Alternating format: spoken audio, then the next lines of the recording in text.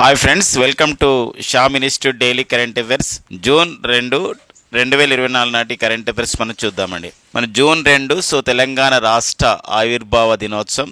తెలంగాణ రాష్ట్రం ఏర్పాటు చేయబడి అండ్ ఆంధ్రప్రదేశ్ రాష్ట్రం నుండి తెలంగాణ రాష్ట్రం అనేది ఏర్పాటు చేయబడి 10 సంవత్సరాలు పూర్తి కావడం జరిగింది. మరి జూన్ 2, 2024 తెలంగాణ రాష్ట్ర ఆవిర్భావ దినోత్సవ శుభాకాంక్షలు. అండ్ నెక్స్ట్ వచ్చేసి రాకేష్ రంజన్, మనకు వార్తల్లో ఉన్నవారు, స్టాఫ్ సెలక్షన్ కమిషన్ ఎస్ఎస్సి. ఎస్ఎస్సికి నూతన చైర్మన్గా రాకేష్ రంజన్ని కేంద్ర ప్రభుత్వం నియమించడం జరిగింది. అదొక మనకి అపాయింట్మెంట్లో ఇవ్వడం జరిగింది. ఇక మొత్తం కూడా లోకసభ అంటే 18వ సార్వత్రిక ఎన్నికలు లేదా 18వ లోకసభ ఎన్నికల యొక్క మొత్తం కూడా నిర్వహించడం జరిగింది. అంటే ఎన్నికలు నిర్వహించడం జరిగింది. ఇక ఫలితాలు మనకి జూన్ 4, 2024 రాబోతున్నాయి. అయితే భారత ఎన్నికల సంఘం ఈ 7 దశల్లో నిర్వహించినటువంటి ఎన్నికల ఫలితాల యొక్క మొత్తం కూడా సరాసరి ఈ యొక్క శాతంగా అంటే ఎంత శాతం ఓటింగ్ జరిగిందని చెప్పేసి చెప్పడం జరిగింది. అది మనకి 2024 లోకసభ ఎన్నికల పోలింగ్ శాతం వచ్చేసి 64.98%గా చెప్పడం జరిగింది అనమాట. అండ్ నెక్స్ట్ వచ్చేసి మనకి ఐక్యరాజ్య సమితి అనుబంధ సంస్థ అయినటువంటి ఐక్యరాజ్య సమితి పర్యావరణ విభాగంకు చెందినటువంటి convention on the biological diversity subsidiary సంస్థకి చైర్మన్గా మన తెలుగువారు తెలంగాణకు చెందినటువంటి సి అచలేందర్ రెడ్డిని నియమించడం జరిగిందనమాట. ఇది ఒక అరుదైనటువంటి ఒక గుర్తింపుగా మనం కాంపిటేటివ్ ఎగ్జామినేషన్ పాయింట్ ఆఫ్ గుర్తుపెట్టుకోవాలి. కేంద్ర ప్రభుత్వం ఒక అంచనా వేస్తుంది 2024-25. మరి పంచదార ఉత్పత్తి అనేది మనకి 31.8 మిలియన్ టన్నులకు చేరబోతుందని చెప్పేసి ఇక్కడ ఇవ్వడం జరిగింది. దానికి సంబంధించిన విశేషాలు చూద్దామండి. అండ్ జిఎస్టీ వసూలు అంటే ఒక సంబంధించిన నెల కాగానే జిఎస్టీ ఎంత వసూలు అవుతుందని చెప్పేసి మన కేంద్ర ప్రభుత్వం ఆర్థిక శాఖ చెప్తూ ఉంటుంది. మరి మే మాసం 2024లో మరి జిఎస్టీ వసూలు వచ్చేసి 1,73,000 అంటే 1.73 లక్షల కోట్ల రూపాయలకు చేరిందని చెప్పి ప్రకటించడం జరిగింది. అంతేకాకుండా పాకిస్తాన్లో మరి పాకిస్తాన్లో ఒక రాష్ట్ర హైకోర్టుకి పాకిస్తాన్ ప్రభుత్వం ఒక సంబంధించినటువంటి ధృవీకరణ ఇచ్చింది. ఏంటంటే ఒక ప్రకటన చేసింది ఏంటంటే పిఓకే అంటే పాక్ ఆక్రమిత కాశ్మీర్ ఏదైతే ఉందో అది విదేశీ భూభాగమే అని చెప్పేసి ఒక ప్రకటన చేయడం జరిగింది ఒకటి. అది మనకు న్యూస్లో ఉండడం జరిగింది. ఇప్పుడు మనకి కరెంట్ అఫైర్స్లో ఒక్కొక్క సంబంధించిన అంశాన్ని మనం చూద్దామండి. జూన్ 2, 2024 తెలంగాణ రాష్ట్ర ఆవిర్భావ దినోత్సవం, తెలంగాణ రాష్ట్ర అవతరణ దినోత్సవంగా మనం జరుపుకుంటాం. అంటే 2014 సంవత్సరం 2014 జూన్ 2న ఒక తెలంగాణ రాష్ట్రం అనేది ఒక ఆవిర్భావం జరిగింది. మనకి ఆంధ్రప్రదేశ్ రాష్ట్రం నుండి మరి ఆంధ్రప్రదేశ్ పునర్వ్యవస్థీకరణ చట్టం 2014లో భాగంగా మరి ఒక తెలంగాణ రాష్ట్రం అనేది ఏర్పాటు చేయడం అనేది జరిగింది. మరి మొత్తానికి 2024 జూన్ 2న తెలంగాణ రాష్ట్ర ఆవిర్భావ దినోత్సవం సందర్భంగా మనకి మొత్తం తెలంగాణ ఏర్పాటు చేయబడి ఇప్పటి వరకు 10 సంవత్సరాలు పూర్తయింది. ప్రారంభంలో 10 జిల్లాల తెలంగాణ, తదనంతరం దీని మనకు తెలంగాణ రాష్ట్రాన్ని 33 జిల్లాలుగా దీన్ని ఇక్కడ విభజించడం జరిగింది అనమాట. మొత్తం కూడా ఇప్పుడు ఒక తెలంగాణ అంటే ఇక్కడ 33 జిల్లాల తెలంగాణ. మరి తెలంగాణ రాష్ట్ర అవతరణ దినోత్సవం సందర్భంగా మరి ప్యారేడ్ గ్రౌండ్ లో సికింద్రాబాద్ లో ఉన్నటువంటి ప్యారేడ్ గ్రౌండ్ లో తెలంగాణ రాష్ట్ర అవతరణ దినోత్సవాలను నిర్వహిస్తున్నారు. దీనికి ముఖ్య అతిథిగా తెలంగాణ రాష్ట్ర ముఖ్యమంత్రి శ్రీ యనుమల రేవంత్ రెడ్డి గారు ప్రసంగించబోతున్నారు. మరొక అంశం ఏంటంటే ఇక్కడ తెలంగాణ రాష్ట్ర గీతంగా అధికారికంగా జూన్ 2, 2024న అధికారికంగా తెలంగాణ రాష్ట్ర గీతంగా అధికారికంగా జయ జయ తెలంగాణ ఈ పాటని ఈ సంబంధించిన గీతాన్ని తెలంగాణ రాష్ట్ర గీతంగా ఒక అఫీషియల్ సాంగ్ గా దీన్ని ప్రకటించబోతున్నారు అనమాట. అందశ్రీ రాసినటువంటి ఈ పాట మరి అందశ్రీ గారు సహజ కవిగా గుర్తించబడ్డ అందశ్రీ గారు దీన్ని రాయడం జరిగింది అనమాట. ఆ నేపథ్యాన్ని కూడా పాటించుకుంటుంది. అది ఎంత నిడివి ఉంటుంది, పూర్తి కాలం అంటే సంక్షిప్త రూపం ఎంత నిడివి ఉంటుంది, పూర్తి నిడివి ఎంత ఉంటుందని చెప్పేసి కూడా అధికారికంగా ప్రకటిస్తారు ఈ రోజునే. దానికి సంబంధించిన విశేషాలు మనం జూన్ 3, 2024 కరెంట్ అఫైర్స్ లో మనం చూద్దామండి. ఓకేనా. మరి తెలంగాణ రాష్ట్ర ఆవిర్భావ దినోత్సవం జూన్ 2, 2024. నెక్స్ట్ వచ్చేసి మనకి రాకేష్ రంజన్ అండి. Rakesh Ranjan staff selection commission SSC అని చెప్పేసి అంటాం. స్టాఫ్ సెలక్షన్ కమిషన్, స్టాఫ్ అంటే ఇక్కడ సిబ్బంది అని అర్థం వస్తుంది. స్టాఫ్ ని సెలక్షన్ చేస్తాను అనమాట, ఎంపిక చేసే ఒక కమిషన్ అంటే ఇది ఒక పార్లమెంటరీ చట్టం ద్వారా ఏర్పాటు చేయబడేటువంటి ఒక సంస్థగా ఉంది. కాబట్టి అంటే కేంద్ర ప్రభుత్వ విభాగాల్లో అంటే సెంట్రల్ గవర్నమెంట్ డిపార్ట్మెంట్ కానివ్వండి, ఆ సెంట్రల్ గవర్నమెంట్ సంబంధించినటువంటి ఏదైతే మనకి మంత్రిత్వ శాఖలు ఉంటాయి కదా, అంటే మనకి మినిస్ట్రీస్ ఉంటాయి.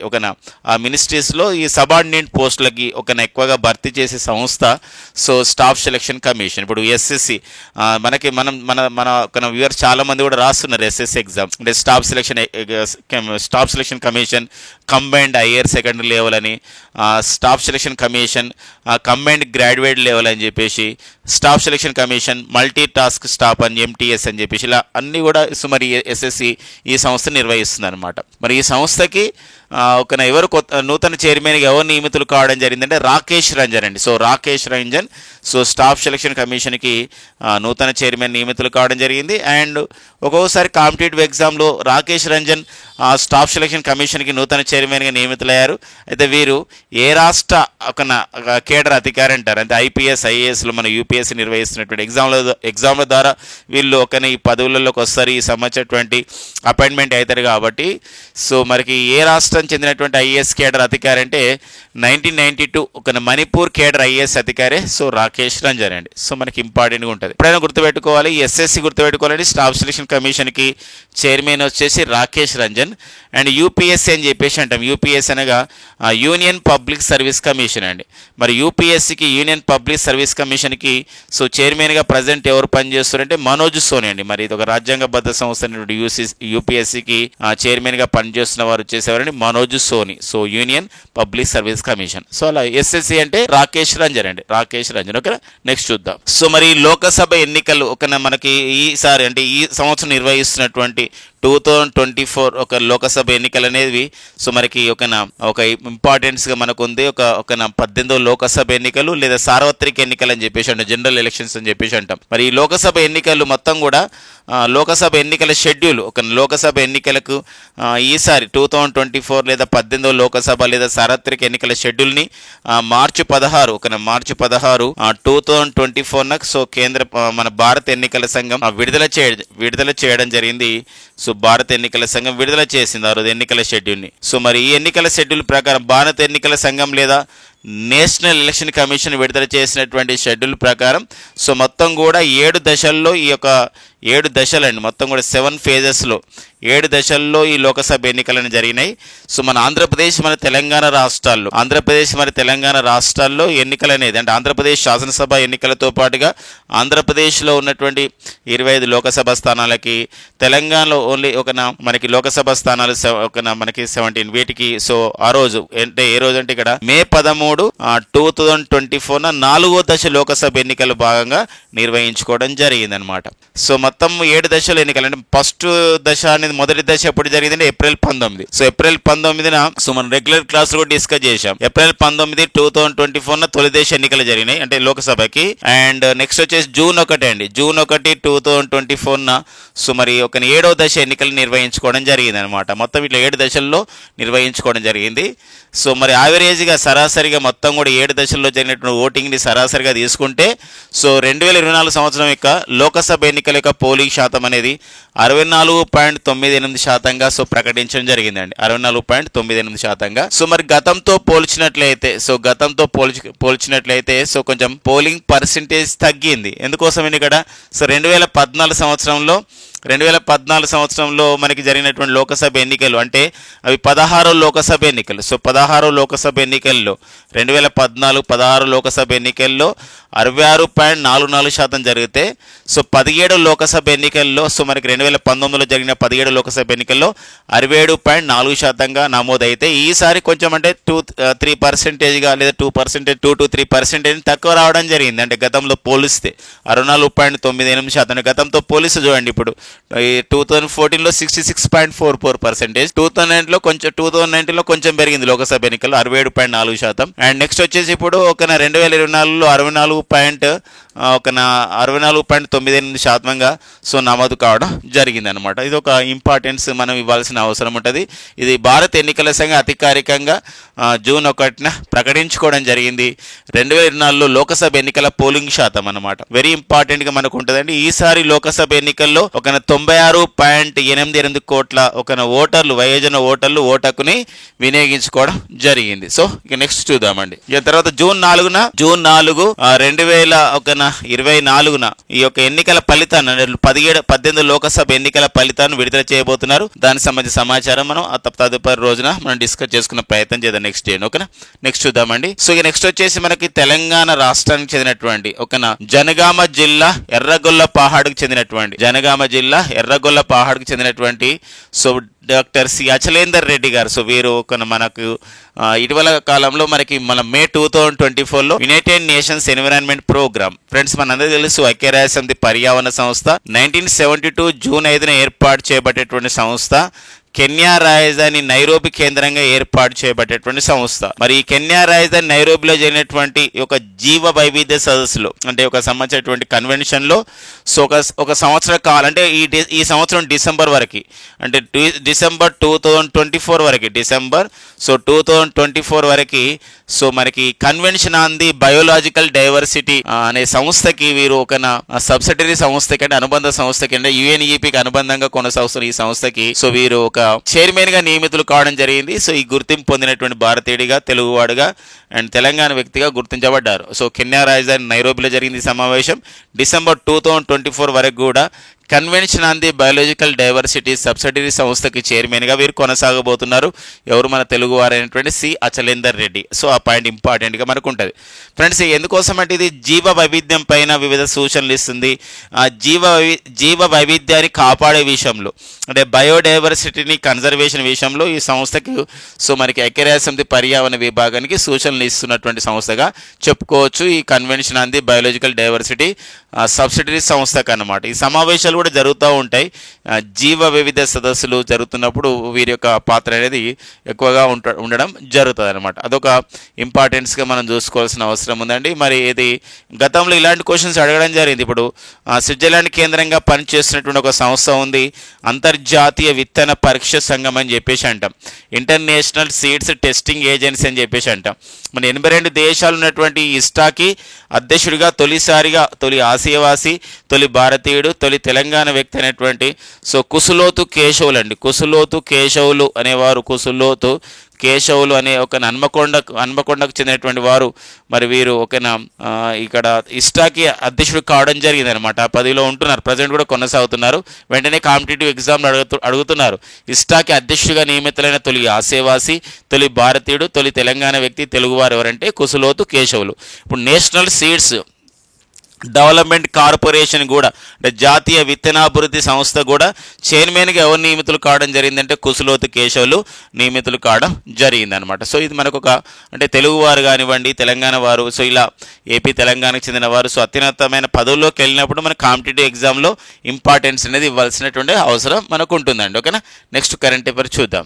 సో మరి ఇక్కడ ఇంపార్టెన్స్ ఇవ్వండి. ఇక్కడ అంటే పంచదార ఉత్పత్తి పైన కేంద్ర ప్రభుత్వం ఒక అంచనా వేస్తుందన్నమాట. సో పంచదార ఎందుకోసం అంటే పంచదార సీజన్ అనేది ఒక ఆర్థిక సంవత్సరం లాగా ఉండకుండా అక్టోబర్ నుంచి సెప్టెంబర్ వరకు ఉన్నటువంటి సీజన్ మనం పంచదార సీజన్గా మనం చెప్పుకుంటున్నాం. సో మరి ఇలాంటి నేపథ్యంలో మరి అక్టోబర్ 2024 నుండి సెప్టెంబర్ 25 వరకు ఇంతగా అంచనా వేస్తున్నారంటే ఈ యొక్క పంచదార ఉత్పత్తి మన దేశంలో ఎంత కావచ్చు అంటే 31.8 మిలియన్ టన్నులు అని చెప్పడం జరిగిందనమాట. ఇది కేంద్ర పరిశ్రమలు, వాణిజ్య శాఖ అండ్ వ్యవసాయ శాఖ వాళ్ళు సంయుక్తంగా ఇచ్చినటువంటి నివేదిక. ఒక కరెంట్ ఎకనామిక్ పాయింట్ ఆఫ్లో మనకు ఉంటుంది. ఇంత అంచనా వేశారు 31.8 మిలియన్ టన్నుల పంచదారని ఈ సీజన్లో ఉత్పత్తి చేయబోతున్నారని చెప్పేసి. మరి ఈ సీజన్లో 31.8 మిలియన్ల పంచదారని మిలియన్ టన్నుల పంచదారని ఈ సీజన్లో ఉత్పత్తి చేస్తే మరి లాస్ట్ సీజన్లో మనం చూసినట్లయితే 32.8 మిలియన్ టన్నులని ఆ విధంగా ఉత్పత్తి చేయడం జరిగింది. అయితే గత సీజన్కి ఈ సీజన్కి అంటే ఇక్కడ గమనించండి 2023-24 అండ్ 2023-24 అండ్ 2023-24 అనమాట. 2023 సో 24 సీజన్ బాగా గమనించండి. ఇక్కడ 2023-24 అండి. అంటే 2023-24 సీజన్ ఒకటి అండ్ 2022 అండ్ 23 సీజన్ బాగా గమనించాలి. 2022 సీజన్ అంటే ఎలా ఉంటుందంటే 2022 అక్టోబర్లో స్టార్ట్ అయ్యి 2023లో ఉన్నటువంటి ఒక సెప్టెంబర్లో ఎండ్ అయిపోతుంది అండి. ఇది ఒక సీజన్. అండ్ 2023-26 సీజన్ ఎలా ఉంటుందంటే 2023-24 సీజన్ ఈ పంచదార సీజన్ ఎలా ఉంటుందంటే గమనించాలి. ఇక్కడ 2023లో అక్టోబర్లో స్టార్ట్ అయ్యి 2024 సెప్టెంబర్లో ఇది ఎండ్ అవుతుంది. అయితే 2022 అక్టోబర్ నుండి 2023 సెప్టెంబర్ మధ్య సో మన భారతదేశంలో 32.8 మిలియన్ టన్నుల పంచదార ఉత్పత్తి అయింది. అయితే మళ్ళీ ఇప్పుడు అంచనా చేస్తున్నారు ఏంటంటే 2023 అక్టోబర్ నుండి సెప్టెంబర్ 2024 వరకు ఎంత అంచనా చేస్తున్నారంటే 31.8 మిలియన్ టన్నుల అంచనా చేస్తున్నారు. ఇప్పుడు ఇలాంటి నేపథ్యంలో మనకి ఇక్కడ కొన్ని దేశాలు, మన భారతదేశం కొన్ని దేశాలకి ఇక్కడ పంచదారను ఎగుమతి చేస్తుంది. పర్టికులర్గా బంగ్లాదేశ్, శ్రీలంక, పశ్చిమాసియా దేశాలకు ఎగుమతి చేస్తుంది. అలాంటి నేపథ్యంలో కొన్ని విదేశాల నుండి కూడా డిమాండ్ ఉంది మన భారతదేశం పంచదారకి. ఇంకా ఎగుమతి చేయాలా వద్దానికి నిర్ణయించుకోలేదు. సో బట్ ఇది ఎనీహౌ 1 మిలియన్ టన్నుల పంచదార మాత్రం ఎగుమతి చేయాలని ఒక ఆలోచనకు రావడం జరిగిందని చెప్పేసి మనకి ఇక్కడ ఆర్థికవేత్తలు, విశ్లేషకులు భావిస్తున్నారు. మన competitive examination point of view ఏంటంటే ఒక సంవత్సరం క్యాలెండర్ ఇయర్ కానివ్వండి, ఒక సీజన్లో కానివ్వండి, వ్యవసాయ ఉత్పత్తులు ఎంత టన్నుల ఉత్పత్తి అయినాయి, ఎంత అంచనా వేసినాయి అని చెప్పేసి కరెంట్ ఎకనామీ పాయింట్ ఆఫ్ లో అడుగుతున్న నేపథ్యం ఉంటుంది. కాబట్టి ఇక్కడ 2023-24 సో ఈ సీజన్ అంటే ఇక్కడ మనకి జనరల్గా ఆర్థిక సంవత్సరంతో పోల్చుకోదు. ఇక్కడ అంటే ఆర్థిక సంవత్సరం అంటే మనకి ఏప్రిల్ 1నే స్టార్ట్ అవుతుంది, మార్చి 31నే ఎండ్ అవుతుంది. అట్లా కాకుండా ఈ పంచదార సీజన్, ఈ షుగర్ సీజన్ గమనించినట్లయితే సో అక్టోబర్లో స్టార్ట్ అయిన సీజన్ సెప్టెంబర్లో ఎండ్ అవుతుంది అనమాట ఒక సంవత్సరం ఇయర్లో. సో అంటే ఒక సంవత్సరం 2022 అక్టోబర్, 2023 సెప్టెంబర్, అట్లా 2023 అక్టోబర్ అండ్ 2024 సెప్టెంబర్ ఇట్లా అంచనా వేయడం జరిగింది. మనకంటే గతంతో పోలిస్తే అంటే 2022-23 సీజన్తో పోలిస్తే 2023-24 సీజన్లో సో 1 మిలియన్ టన్నుల పంచదార ఒక ఉత్పత్తి అనేది ఏదైతే దిగుబడి అనేది తగ్గిందన్న విషయం గమనించాలి. సో అది మనకి న్యూస్ లో ఉండడం జరిగింది. సో మరి పంచదార ఉత్పత్తి పైన సో కాంపిటేటివ్ పాయింట్ ఆఫ్ లో గుర్తుపెట్టుకోండి, కరెంట్ ఎకనామీ పాయింట్ ఆఫ్ లో. ఓకే, నెక్స్ట్ పాయింట్ చూద్దామండి. ఇక మనకు ఒక నెల కాగానే మనకు వచ్చేది జిఎస్టీ. మనకి కేంద్ర ఆర్థిక వ్యవహారాల శాఖ చెప్తూ ఉంటుంది జిఎస్టీ ఎంత వచ్చిందని చెప్పేసి. మనకు గూడ్స్ అండ్ సర్వీసెస్ ట్యాక్స్ అని చెప్పేసి అంటాం. సో మరి 101వ రాజ్యాంగ సవరణ చట్టం ద్వారా 101వ రాజ్యాంగ సవరణ చట్టం ద్వారా, కాన్స్టిట్యూషన్ అమెండ్మెంట్ యాక్ట్ ద్వారా సో మన దేశంలో జిఎస్టీని తీసుకురావడం జరిగింది. మరి 2017 జూలై 1 నుండి మన దేశంలో జిఎస్టీని అమల్లోకి తీసుకురావడం జరిగింది. సో ప్రతి నెల జిఎస్టీ విషయంలో మనం చూసినట్లయితే 2024లో ఏప్రిల్లో వచ్చినటువంటి జిఎస్టీ ఇప్పటి వరకు వచ్చినటువంటి మొత్తం జిఎస్టీ వసూలు అత్యధికంగా వచ్చిందనమాట. సో మరి 2024 ఏప్రిల్లో వచ్చినటువంటి మొత్తం జిఎస్టీ వచ్చేసి ఇక్కడ 2.10 సో లక్షల కోట్లు అండి, అంటే 2,10,000 కోట్లుగా మనకి ఇక్కడ కేంద్ర ఆర్థిక వ్యవహారాల శాఖ, యూనియన్ ఫినాన్స్ మినిస్ట్రీ ప్రకటించడం జరిగిందనమాట. అయితే మరి ఈసారి మే 2024లో జిఎస్టీ వసూలు వచ్చేసి ఎంత వచ్చిందండి? ఇక్కడ 1,73,000 అండి. అంటే 1.73 లక్షల కోట్ల రూపాయలుగా ప్రకటించడం జరిగింది. మళ్ళీ ఇందులో ఆంధ్రప్రదేశ్ అండ్ తెలంగాణ వాటా ఎంత? మరి ఆంధ్రప్రదేశ్ ఎంత జిఎస్టీ వసూలు అయిందండి? ఇక్కడ 3,890 కోట్ల రూపాయలు ఆంధ్రప్రదేశ్లో జిఎస్టీ వసూలు కావడం జరిగింది. అండ్ నెక్స్ట్ తెలంగాణలో వచ్చేసి 4,986 కోట్ల GST goods and services tax అనేది సో వసూలు కావడం జరిగింది అనమాట. అది మనకు ఒకటి కరెంట్ ఎకనమీ పాయింట్ ఆఫ్ లో చాలా ఇంపార్టెంట్గా ఉన్నటువంటి విషయం. ఈ యొక్క గూడ్స్ అండ్ సర్వీసెస్ ట్యాక్స్ పైన మనకు అడుగుతాడు. ఆ డేటా పరంగా మనం గుర్తుపెట్టుకోవాల్సిన అవసరం ఉంది. ఇక చివరిసారిగా మనకి 52 అంటే ఈ యొక్క జిఎస్టీ అంటే 101వ రాజ్యాంగ సవరణ చట్టం ప్రకారం కూడా జిఎస్టీ కౌన్సిల్ అనేది ఏర్పడింది, జిఎస్టీ మండలి. మనకి చైర్మన్ ఎవరు ఉంటారంటే ఆర్థిక మంత్రి చైర్మన్గా ఉన్నటువంటి జిఎస్టీ కౌన్సిల్ మీటింగ్ అనేది మనకి 52 సమావేశాలు ఇంతవరకు జరిగినాయి. సో మనకి అదే 52 జిఎస్టీ మండలి సమావేశాలు మాత్రం ఇంతవరకు పూర్తయినాయి. ఈ జిఎస్టీ కౌన్సిల్ మీటింగ్లో ఏం చేస్తారంటే స్లాబ్స్ రేట్స్ ఏవైతే ఉంటాయో కొన్నిటికి పెంచడం కానీ కొన్నిటికి తగ్గించడం కానీ ఇలా చేస్తూ ఉంటారు అనమాట. సో అది మనకు జరిగినప్పుడు మనకి ఇంపార్టెంట్గా ఆ సంబంధించిన సమావేశాలు ఉంటాయండి. ఓకేనా, ఇది మే నెలలో ఎంత జిఎస్టీ వసూలు అయిందంటే 1.73 lakhs క్రోర్స్గా రూపీస్గా నమోదు కావడం జరిగింది. సో అత్యధిక జిఎస్టీ ఎక్కడ? మరి ఏపీ తెలంగాణలో ఎంత జిఎస్టీ వసూలైంది? సో మనకి ఈ పాయింట్ కూడా మనకి ఇంపార్టెన్స్గా మనం చూసుకోవాల్సిన అవసరం ఉందండి. నెక్స్ట్ కరెంట్ ఎవరికి వెళ్దాం. పిఓకే అంటే పాక్ ఆక్రమిత కాశ్మీర్ అండి, పిఓకే. సో మరి పిఓకే అనేది పిఓకే ఎందుకు ఇలా న్యూస్లో ఉందంటే సో ఇస్లామాబాద్ హైకోర్టులో ఒక కేసు నమోదైంది. ఏంటంటే సో మరి పిఓకేలో అంటే పాక్ ఆక్రమిత కాశ్మీర్లో కాశ్మీర్ కవిగా గుర్తించబడ్డవారు అండ్ ఇంకొకటి ఏంటంటే అతను ఒక జర్నలిస్ట్గా ఉన్నటువంటి వ్యక్తి. సో అహ్మద్ ఫర్హద్ ఎవరంటే అహ్మద్ ఫర్హద్ని మే 15, 2024 అరెస్ట్ చేయడం జరిగింది. అరెస్ట్ చేసిన సందర్భంలో అతను ఎక్కడ ఉన్నాడని తెలియని సందర్భంలో వెంటనే అహ్మద్ ఫర్హద్ ఈ కాశ్మీర్ కవి జర్నలిస్ట్ వీరు అంటే పాక్ ఆక్రమిత కాశ్మీర్లో ఉంటారు వీరు. అయితే వాళ్ళ భార్య కేసేసింది.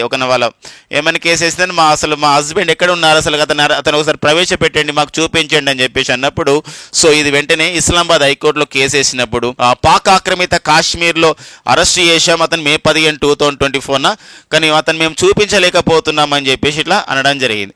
అలాంటప్పుడు అక్కడ ఉన్నటువంటి హైకోర్టులో ఉన్నటువంటి ఇస్లామాబాద్ హైకోర్టులో ఉన్నటువంటి వాళ్ళు సో పాకిస్తాన్ సంబంధించిన ప్రభుత్వానికి చెప్పడం జరిగింది, అసలు ఎందుకు పాక్ ఆక్రమిత కాశ్మీర్లో అతను అరెస్ట్ చేశారు, అతను పాక్ ఆక్రమిత కాశ్మీర్లో ఎందుకు పెట్టడం జరిగింది అన్నప్పుడు వెంటనే ఇక్కడ వాళ్ళు ఒక క్లారిటీ ఇచ్చారు పాకిస్తాన్ ప్రభుత్వం. ఏంటంటే పాక్ ఆక్రమిత కాశ్మీర్ అనేది అంటే అక్కడ ఆర్గ్యుమెంట్ సందర్భంగా పాక్ ఆక్రమిత కాశ్మీర్ అనేది ఇది విదేశీ భూభాగమే, అంటే ఒక విదేశం అంటే మన దేశ భూభాగం, భారతదేశ భూభాగం అని ఇండైరెక్ట్ గా అక్కడ ఒప్పుకోవడం అయితే జరిగింది.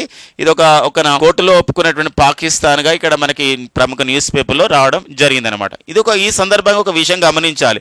ఈ మధ్య కాలంలోనే మనకి జమ్మూ కాశ్మీర్ పునర్వ్యవస్థీకరణ చట్టం అనేది వచ్చింది. జమ్మూ కాశ్మీర్ రీఆర్గనైజేషన్ యాక్ట్ అని చెప్పేసి అంటామండి. మరి జమ్మూ కాశ్మీర్ రీఆర్గనైజేషన్ యాక్ట్ అనేది 2019 అక్టోబర్ 31 నుండి అమలు అవుతుంది. దీని ప్రకారం అయితే జమ్మూ కాశ్మీర్ అనే రాష్ట్ర అంటే శాసనసభ గల కేంద్రపాలిత ప్రాంతం, లడ్డాఖ్ అనే ఒక కేంద్రపాలిత ప్రాంతం ఏర్పడ్డాయి. అయితే జమ్మూ కాశ్మీర్ శాసనసభ ఎన్నికల్ని ఈ సంవత్సరం సెప్టెంబర్ 2024 వరకు కూడా నిర్వహించుకోవాలని చెప్పేసి సుప్రీంకోర్టు ఆఫ్ ఇండియా కేంద్ర ప్రభుత్వానికి ఆదేశించడం జరిగింది. ఈ దినమిలా ఏం జరిగిందంటే జమ్మూ కాశ్మీర్ రీఆర్గనైజేషన్ యాక్ట్ భాగంగా జమ్మూ కాశ్మీర్ యొక్క శాసనసభ స్థానాల పునర్విభజన కమిషన్ ఏర్పాటు చేసుకోవడం జరిగింది. మరి జస్టిస్ రంజన్ ప్రకాష్ దేశాయ్ నేతృత్వంలో, జస్టిస్ రంజన్ ప్రకాష్ దేశాయ్ కమిషన్ నేతృత్వంలో జమ్మూ కాశ్మీర్ పునర్వ్యవస్థీకరణ కమిషన్ అంటే డీలిమిటేషన్ కమిషన్ అనొచ్చు. అంటే జమ్మూ కాశ్మీర్ యొక్క శాసనసభ నియోజకవర్గాలు ఎంత ఉండాలని చెప్పేసి ఒక కమిషన్ వేస్తే, సో జమ్మూ కాశ్మీర్లో శాసనసభ స్థానాలు అనేది 90 స్థానాలకు పెంచడం జరిగింది, 90 ఎమ్మెల్యే స్థానాలకు పెంచడం జరిగింది. మళ్ళీ దీన్ని కేంద్ర ప్రభుత్వం యాక్సెప్ట్ చేసి అప్రూవ్ చేసి లోకసభలో కేంద్ర హోంశాఖ మంత్రి అయినటువంటి అమిత్ షా మరొక తీర్మానాన్ని ప్రవేశపెట్టడం జరిగింది.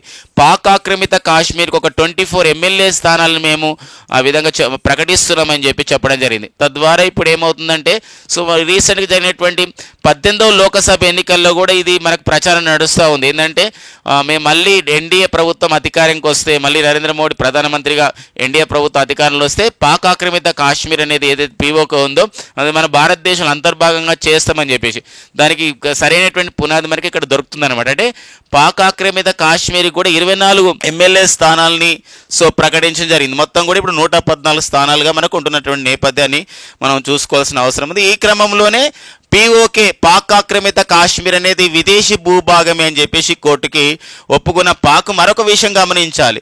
ఇక్కడ పాక్ ఆక్రమిత కాశ్మీర్లో ఉన్నటువంటి ట్రాన్స్ కారంకోరంలో ఉన్నటువంటి కొంత ప్రాంతాన్ని ఇటీవల కాలంలో ఒక చైనా నిర్మాణాలకి ఆ విధంగా అప్పచెప్పడం జరిగింది. అంటే చైనా పాకిస్తాన్ ఎకనామిక్ కారిడార్లో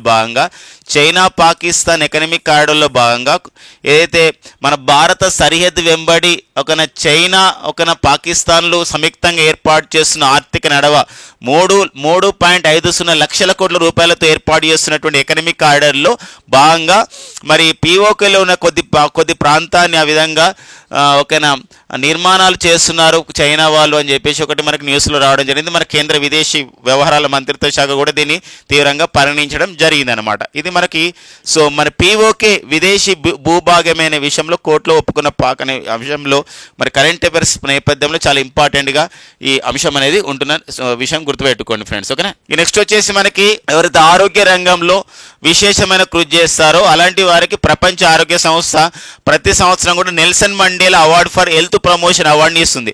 అంటే 2019లో ప్రారంభించడం జరిగింది ఈ యొక్క అవార్డుని ప్రపంచ ఆరోగ్య సంస్థ. సో మరి ఈసారి 2019 సంవత్సరానికి Nelson Mandela award for the health promotion అవార్డుని ఎవరికి ఇవ్వడం జరిగిందంటే బెంగళూరు కేంద్రంగా పనిచేస్తున్నటువంటి నిమాన్ సంస్థకి ఇవ్వడం జరిగింది. నిమాన్ సంస్థకి డైరెక్టర్గా పనిచేస్తున్నటువంటి డాక్టర్ ప్రతిమామూర్తి అండి. ఎవరండి? డాక్టర్ ప్రతిమామూర్తి సో ఈ అవార్డుని అందుకోవడం జరిగింది అనమాట. ఇటీవల కాలంలో ప్రపంచ ఆరోగ్య సంస్థ డైరెక్టర్ జనరల్ అయినటువంటి టెడ్రస్ అదనం గేబ్రియోసిస్ నుండి ఈ అవార్డుని అందుకోవడం జరిగింది. మరి నిమాన్స్ ప్రత్యేకత ఏంటి అని చెప్పేసి అంటే ఇక్కడ దాని అబ్రివేషన్లోనే దాని ప్రత్యేకత ఉంటుంది మై డియర్ ఫ్రెండ్స్. ఏంటంటే ఇక్కడ నిమాన్స్ అంటే national institute for mental health అండి. మెంటల్ హెల్త్ మానసికమైనటువంటి రోగులు ఉంటారు. Mental health and neuro sciences and mental health and neuro sciences అని చెప్పేసి, అంటే ఇక్కడ న్యూరో సైన్సెస్ అంటే నాడీ సంబంధించిన విషయాలు, అంటే నాడీ రుగ్మతలు అనేది ఎవరైతే ఉంటారో, నాడీ రుగ్మతలు ఉండడం వల్ల కూడా ఒక్కోసారి మనకేందో వివిధ రోగాలు, మానసిక రోగాలు వస్తుంటే సందర్భం ఉంటుంది. అలాంటి వాళ్ళకి ఈ మానసిక రోగులకి, తర్వాత నాడీ సంబంధ రుగ్మతలకి చికిత్సను అందించే ఒక సంస్థగా మనకి ఇక్కడ నిమాన్ సంస్థ ప్రపంచవ్యాప్తంగా, భారతదేశ వ్యాప్తంగా పేరొందడం జరిగింది. నిమాన్ సంస్థ. మరి నిమాన్ సంస్థకి ఇలా కృషి చేస్తున్న నేపథ్యంలోనే Nelson Mandela award for the health promotion అవార్డుని ఇవ్వడం జరిగింది అనమాట. ఒక వెరీ వెరీ ఇంపార్టెంట్గా మనకు ఉంటుందండి. నిమాన్ సంస్థ ఎక్కడ ఉంది, దానికి ప్రజెంట్ డైరెక్టర్గా ఎవరున్నారు, ఇలా ఆరోగ్య విషయంలో కూడా మనకు ప్రతిసారి బిట్స్ వస్తున్న నేపథ్యం ఉంటుంది. కాబట్టి ఎవరిచ్చారు ఈ అవార్డుని, ఏ ఇయర్లో ప్రారంభించారు, 2024 సంవత్సరానికి ఎవరు దీని అవార్డుకి ప్రకటించడం జరిగింది, ఎవరు ప్రకటించారు, WHO అనగా వరల్డ్ హెల్త్ ఆర్గనైజేషన్ 1948 April 7 ప్రపంచ ఆరోగ్య సంస్థ అనేది ఏర్పాటు చేయబడింది. జెనీవా కేంద్రంగా WHO పనిచేస్తుంది. ప్రజెంట్ WHOకి డైరెక్టర్ జనరల్గా పనిచేస్తున్న వారు టెడ్రస్ అదనం గేబ్రియోసిస్ అండి. టెడ్రస్ అదనం గేబ్రియోసిస్, ఇతను మనకి ఇథియోపియా దేశానికి చెందినటువంటి టెడ్రస్ అదనం గేబ్రియోసిస్ రెండో పర్యాయం, అంటే సెకండ్ టర్మ్ ప్రజెంట్ WHOకి డైరెక్టర్ జనరల్గా పనిచేస్తున్నారు. WHO ఇటీవల కాలంలో ఆగ్నేయాసియా డైరెక్టర్గా, అంటే సౌత్ ఈస్ట్ ఏషియన్ నేషన్స్కి డైరెక్టర్గా ఎవరు నియమితులు కావడం జరిగిందంటే బంగ్లాదేశ్కి చెందినటువంటి ప్రముఖ ఆటిజం డాక్టర్ అయినటువంటి సైమా వాజెద్, షేక్ హసీనా వాళ్ళ, అంటే బంగ్లాదేశ్ ప్రధాని అయినటువంటి షేక్ హసీనా వాళ్ళ కూతురు డాక్టర్ సైమా వాజిద్ ఈ పదవిలో నియమితులు కావడం జరిగిందనమాట. నెక్స్ట్ వచ్చేసి మనకి ప్రముఖ ఆర్థికవేత్తగా ఉండి ప్రముఖ ఆర్టికల్స్ రాసే, అంటే వివిధ కరెంట్ అంటే ఎకనమీ పైన, ఆర్థిక వ్యవస్థ పైన ఆర్టికల్స్ రాసే ఒక జర్నలిస్ట్ అయినటువంటి తుమ్మల కిషోర్ గారు ఒక పుస్తకం రాయడం జరిగింది. ఆ పుస్తకం పేరు వచ్చేసి స్థిరీకరణ దిశగా బ్యాంకింగ్ రంగం అని ఒక పుస్తకం అనమాట. ఎందుకు ఈ న్యూస్ లో ఉందంటే ఇక్కడ, అంటే బ్యాంకింగ్ రంగం ఇప్పుడు బ్యాంకులలో బ్యాంకింగ్ రంగంలో మన గతంలో నరసింహన్ సంబంధించినటువంటి కమిటీ సిఫార్సుల మేరకు బ్యాంకింగ్ సిఫార్సులు అంటే జరిగినాయి. ఇవన్నీ కూడా బ్యాంకింగ్ రంగ సిఫార్సులు అనేది జరిగినాయి. అంతేకాకుండా కొన్ని బ్యాంకులను విలీనం చేసి ప్రజెంట్ అయితే కేంద్ర ప్రభుత్వ బ్యాంకులు అనేది 12కు చేరడం జరిగిందండి. కేంద్ర ప్రభుత్వ బ్యాంకుల సంఖ్య ఇప్పుడు కేంద్ర ప్రభుత్వ పరిధిలో ఉన్న బ్యాంకుల సంఖ్య 12కు చేరింది. అంతేకాకుండా ఇటీవల కాలంలో కేంద్ర ప్రభుత్వ బ్యాంకులు ఇవన్నీ కూడా ఆదాయం అనేది పెరిగింది, ఇన్కమ్ పెరిగిందని కూడా ఒక రిపోర్ట్ ఇవ్వడం జరిగింది. ఇలాంటి నేపథ్యంలో తుమ్మల కిషోర్ గారు రాసిన పుస్తకము స్థిరీకరణ దిశగా బ్యాంకింగ్ రంగం అనే ఒక పుస్తకం పేరండి. ఈ పుస్తకాన్ని మాజీ ఉపరాష్ట్రపతి అయినటువంటి ఎం వెంకయ్య నాయుడు గారు, 30వ వెంకయ్య నాయుడు గారు విడుదల చేయడం జరిగింది. పుస్తకము రచయిత అంటే బుక్స్ అండ్ ఆథర్స్ విషయంలో ఈ పాయింట్ మనకి ఇంపార్టెంట్ గా ఉంటుందండి. నెక్స్ట్ వచ్చేసి ప్రముఖ క్రికెటర్స్, మరి 2 దశాబ్దాలకు పైగా ఒక భారత క్రికెట్ లో ఉంటున్నటువంటి ఒక క్రికెటర్ వారి దినేష్ కార్తిక్ అండి. మరి రాయల్ ఛాలెంజర్స్ బెంగళూరు తరపున కూడా వీరు ఆడడం జరిగింది దినేష్ కార్తిక్. మరి దినేష్ కార్తిక్ తన అంతర్జాతీయ క్రికెట్ కి 3 ఫార్మేట్లలో, 3 ఫార్మేట్స్ అంటే టెస్ట్ మ్యాచ్లు, one day international matches and T20 matches, ఈ అన్ని మ్యాచ్ల నుండి నేను రిటైర్మెంట్ ని ప్రకటిస్తున్నా అని చెప్పేసి ఎక్స్ వేదికగా, సామాజిక వేదికగా ప్రకటించడం జరిగింది. Team India batter and wicket keeper గా పేరొందినటువంటి దినేష్ కార్తిక్ రిటైర్మెంట్ ప్రకటించడం జరిగింది. ఈయన యొక్క కెరియర్ విశేషాలు మనం చూసినట్లయితే, అంటే సుమారుగా 2 దశాబ్దాలు, అంటే 2004లో తొలి మ్యాచ్ని, 2024లో మరి ఆ విధంగా తన యొక్క రిటైర్మెంట్ ప్రకటించడం జరిగింది. ఈ 2 దశాబ్దాలలో మరి 26 టెస్ట్ మ్యాచ్లు ఆడడం ద్వారా 1025 రన్లు చేయడం జరిగింది. 94 వన్డే ఇంటర్నేషనల్ మ్యాచెస్ ఆడడం ద్వారా 1752 రన్నులు చేయడం జరిగింది. 60 T20 మ్యాచెస్ ఆడడం ద్వారా 686 పరుగులు చేయడం జరిగింది. ఐపీఎల్లో అంటే ఇండియన్ ప్రీమియర్ లీగ్లో రాయల్ ఛాలెంజర్స్ బెంగళూరు తరపున 257 మ్యాచ్లు ఆడి ఇంతవరకు 4,842 పరుగులు కూడా చేయడం జరిగింది. ఎవరండి? దినేష్ కార్తిక్. తన అంతర్జాతీయ సంబంధించినటువంటి ఒక క్రికెట్కి 3 ఫార్మేట్లలో కూడా తను రిటైర్మెంట్ని ప్రకటించడం జరిగింది. ఇది ఒక స్పోర్ట్స్ అప్డేట్లలో ఈ పాయింట్ మనకు ఉంటున్న నేపథ్యం అండి. నెక్స్ట్ వచ్చేసి మనకి మరొక విషయం అండి. ఇక్కడ మనకి world health organization for animal health అంటే ప్రపంచ ఆరోగ్య సంస్థకు అనుబంధంగా పనిచేస్తున్న మరో సంస్థ ఇక్కడ జెనీవా కేంద్రంగా పనిచేస్తున్న సంస్థగా వరల్డ్ ఆర్గనైజేషన్ ఫర్ WOH అంటే world organization for the animal health. అంటే ఇక్కడ జంతువులకి సంబంధించినటువంటి ఆరోగ్య విషయంలో ఒక్కోసారి జంతువుల నుండి మనుషులకు వ్యాధులు వస్తున్నాయి. ఇలాంటి వాటిని అరికట్టే ఉద్దేశంతో మనకి world organization for animal health కృషి చేస్తుంది. దీనికి తొలిసారి ఒక మహిళా డైరెక్టర్ జనరల్గా నియమితులు కావడం జరిగింది. వారి పేరే డాక్టర్ ఎమాన్యుయల్ సౌబ్రేన్. ఎవరండి? Doctor Emmanuel. Doctor doctor Emmanuel Soubeyran అండి, Soubeyran. So doctor Emmanuel Soubeyran ఇటీవల కాలంలో ఈ క్రింది ఏ సంస్థకు డైరెక్టర్ జనరల్గా నియమితులయ్యారు? ఒక మనకి పార్సన్స్ ఇన్ ద న్యూస్లో అపాయింట్మెంట్స్లో ఇంపార్టెంట్స్గా ఉంటుందండి. నెక్స్ట్ వచ్చేసి మనకు ఒక సైన్స్ అండ్ టెక్నికల్ అప్డేట్స్ మనకి ఇవ్వడం జరిగింది. ధనుష్ అండి, ధనుష్. సో ధనుష్ అంటే మనకి ఏంటంటే ఒక డిఆర్డిఓ అభివృద్ధి చేసినటువంటి ఒక మిజైల్ కూడా ఉంటుందండి. ధనుష్ అనే ఒక మిజైల్ ఉంటుంది. సో డిఆర్డిఓ అభివృద్ధి చేసినటువంటి ఒక మిజైల్. బట్ ఇక్కడ ఇది ధనుష్ మిజైల్ అది కాదు. ఇక్కడ ఏంటంటే మనకి అగ్నికుల్ కాస్మోస్ వాళ్ళు ఫ్రెండ్స్ మనందరికీ తెలుసు, మొన్న May 30, 2024 సో అగ్నిబాన్ అనే రాకెట్ని మన ప్రపంచంలో ఫస్ట్ టైం అనమాట స్వదేశీయంగా అభివృద్ధి చేసినటువంటి సెమీ క్రయోజెనిక్ ఇంజన్తో ఆ విధంగా నడిపినటువంటి తొలి రాకెట్గా గుర్తించబడింది మనకి అగ్నిబాన్ రాకెట్. దీన్ని అభివృద్ధి చేసినటువంటి సంస్థ ఐఐటి మద్రాస్ అనే ఒక సంస్థ సాయంతో ఏర్పాటు చేయబడేటువంటి అగ్నికుల్ కాస్మోస్ సంస్థ దీన్ని విజయవంతంగా పంపించడం జరిగింది. ఎక్కడి నుంచి పంపించింది మనకి ఇంపార్టెంట్. ఇది మనకి ఆంధ్రప్రదేశ్ రాష్ట్రంలోని తిరుపతి జిల్లా అండి. ఆంధ్రప్రదేశ్ రాష్ట్రంలోని తిరుపతి జిల్లాలో ఉన్నటువంటి శ్రీహరికోటలో ఉన్నటువంటి సతీష్ ధావన్ స్పేస్ సెంటర్ నుండి దీన్ని పంపించడం జరిగింది. ఎన్నోసార్లు డిస్కస్ చేసినాం. సతీష్ ధావన్ స్పేస్ సెంటర్లో మొత్తం కూడా 3 లాంచ్ ప్యాడ్స్ ఉంటాయి. మొదటి 2 అనేది ఇస్రోకి చెందినటువంటి లాంచ్ ప్యాడ్స్ ఉంటే, 3వ లాంచ్ ప్యాడ్ వచ్చేసి ఇది అగ్నికుల్ వాళ్ళు సొంతంగా ఏర్పాటు చేసుకోవడం జరిగింది.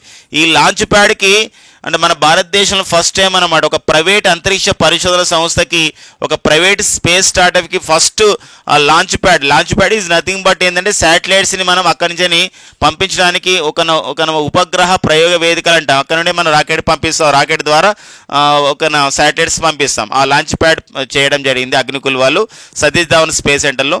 ఈ లాంచ్ ప్యాడ్కి ఏమని పేరు పెట్టడం జరిగిందంటే ధనుష్ అని పేరు పెట్టడం జరిగిందండి. కాబట్టి ఒక్కోసారి అడిగే అవకాశం ఉంది. ధనుష్ అనేది ఏంటి అంటే ఒక లాంచ్ ప్యాడ్, ఇది ఒక స్పేస్ పరంగా, అది ఒక డిఫెన్స్ పరంగా ధనుష్ అంటే ఏంటంటే ఒక సంబంధించినటువంటి రాకెట్ అనమాట. ఓకేనండి, డిఫెన్స్ పరంగా ధనుష్ అనేది ఏంటంటే ఇది ఒక మిజైల్, అండ్ స్పేస్ పరంగా అయితే ఇదైతే ఒక లాంచ్ ప్యాడ్ గా మనం గుర్తుపెట్టుకోవాల్సిన అవసరం ఉందండి. శ్రీనాథ్ రవిచంద్రన్ అనేవారు ఈ యొక్క అగ్నికుల్ కాస్మోస్ సంస్థకు చీఫ్ ఎగ్జిక్యూటివ్ ఆఫీసర్గా పనిచేస్తున్నటువంటి నేపథ్యాన్ని మనం గుర్తుపెట్టుకోవాలి. ఓకేనండి, ఇది ధనుష్ విషయం. సో ఇంపార్టెంట్ అండి, ఇది సంబంధించి సైన్స్ అండ్ టెక్నికల్ అప్డేట్గా. సో ఫ్రెండ్స్, ఇవ్వండి మనకి June 2, 2024లో ఉన్నటువంటి ముఖ్యమైన ఎగ్జామ్ ఓరియంటెడ్ కరెంట్ అఫైర్స్ అండి. Thank you friends and all the best.